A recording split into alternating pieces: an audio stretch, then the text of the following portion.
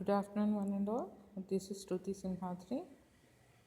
Today I am going to discuss about formatted IO functions and unformatted IO functions in C. First of all, we will look into the input functions.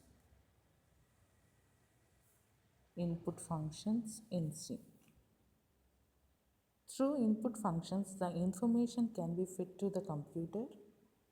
Input data can be user's data.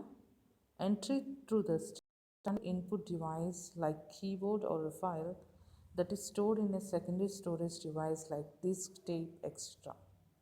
C language support many input functions like scanf,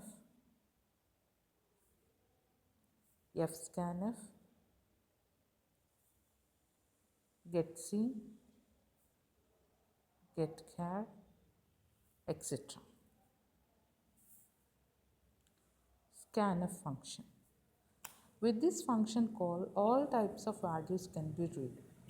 This function should have at least two parameters. First one is the control string, which has the conversion specification characters. This control string determines the number of parameters that follows it. The other parameter can only be variable names.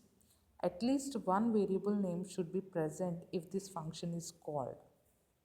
Okay, so let us look into the syntax calling this function. The syntax for calling this scanf function is scanf. After that, you have to write control string. Then after variable 1, variable 2 up to variable n.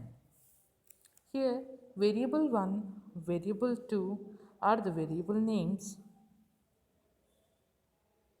and an ampersand symbol should precede each numeric and character and real type variables. For example, suppose I want to read the values for variables which is of integer data type. At the time, I have to write a scanf function like %d with the variable name, %d with the variable name like this. Okay, so suppose I want to read the values of a variable for two different data types like float and integer. So at the time I have to write like this. Okay, so %d is for reading the integer values and %f is for reading the floating point values. Here the first variable which I was used is v1. Okay, so v1 is of integer data type and the next variable I am using here is v2 and v2 is of floating data type. Like this we can use. When scanf is used, the input values can be delimited by a space. A specific character may be placed between two conversion specifications to act as a delimiter. Okay, so here in this case the delimiter is the comma. Here delimiter is the comma because we are using two different data types and here we are using two different variables which represents two different data type values. That's why I'm using a comma as a delimiter here. Okay, so and the input data may be like this.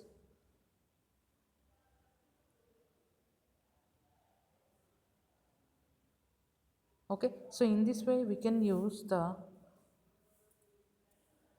formatted input functions. Okay, so and the next one is unformatted input function.